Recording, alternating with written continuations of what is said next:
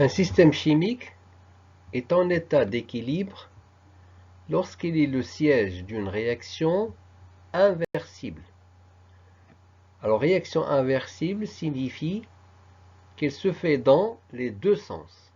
Dans le sens qu'on va appeler 1 de la gauche vers la droite, et dès qu'on a des produits qui sont formés, ils réagissent entre eux, et la réaction inverse va avoir lieu, et donc la réaction va se faire de la droite vers la gauche.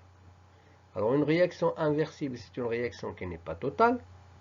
L'établissement de l'équilibre nécessite la coexistence plutôt de tous les constituants, produits et réactifs à une température et une pression et une composition uniforme et constante dans le temps.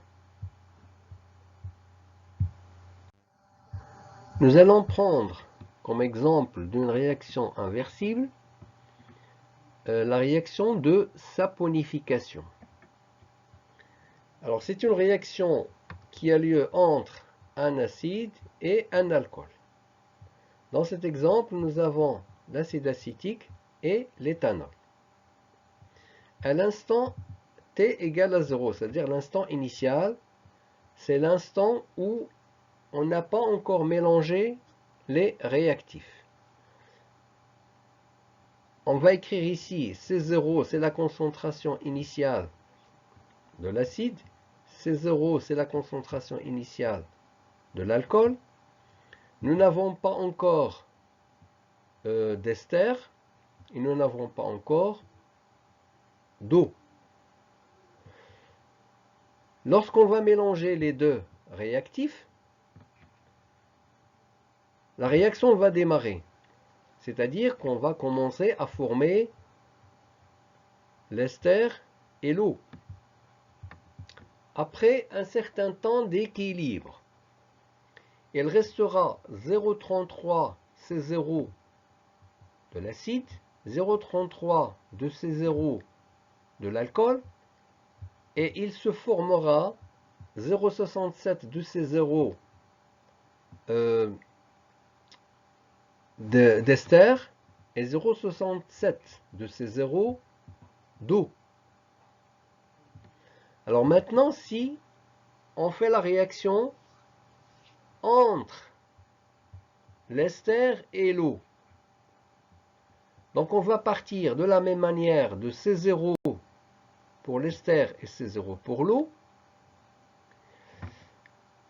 Lorsque la réaction va avoir lieu et lorsqu'on aura attendu un certain temps d'équilibre, il restera 0,67 de C0 de l'ester, 0,67 C0 d'eau, et il se formera 0,33 de C0 d'alcool et 0,33 de C0 de l'acide. Donc, on voit bien que on arrive toujours en même quantité. Alors, qu'on part de l'acide et de l'alcool, ou bien on part de l'acétate, plutôt de l'ester et de l'eau, on arrive toujours à la même composition. Alors, une remarque très importante. Les deux réactions ne sont pas séparées en réalité. Nous les avons séparées pour une raison pédagogique.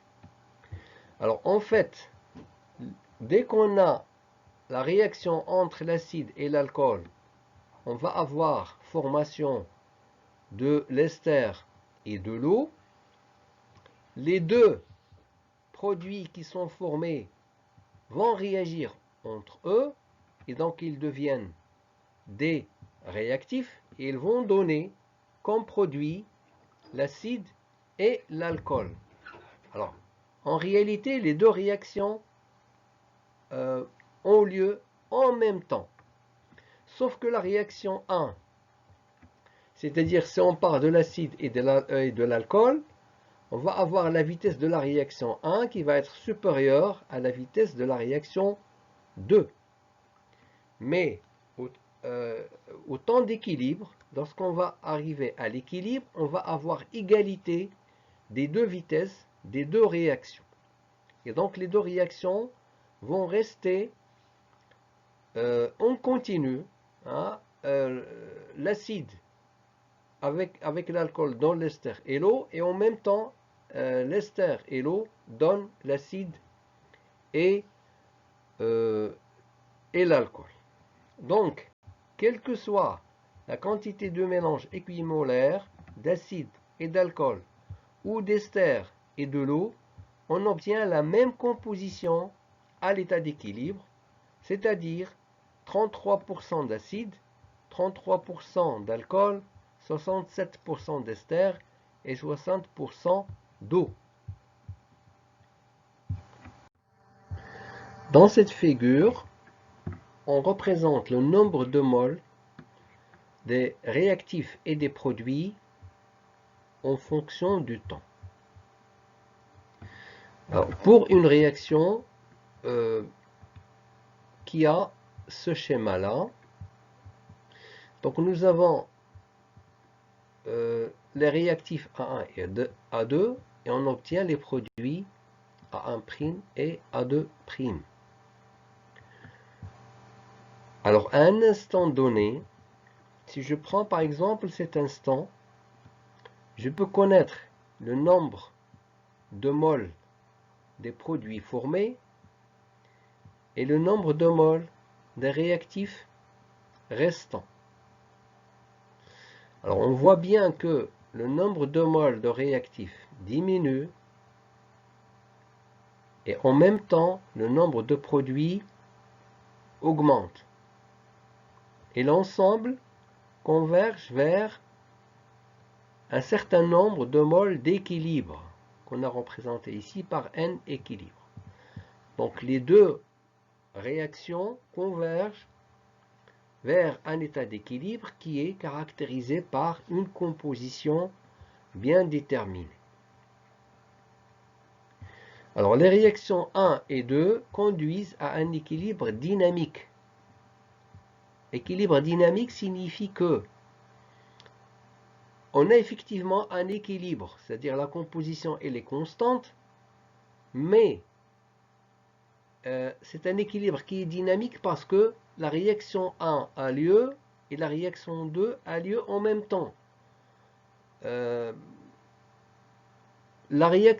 réactifs réagissent, les réactifs A1 et A2 réagissent entre eux pour donner les produits A1' et A2', et en même temps, les produits A1' et A2' réagissent entre eux et deviennent des réactifs pour donner les produits A1 et A2. Et donc ça continue. C'est pour cela que on l'a appelé équilibre dynamique.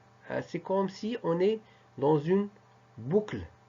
Les réactifs donnent les produits et les produits donnent les réactifs et ça continue comme ça.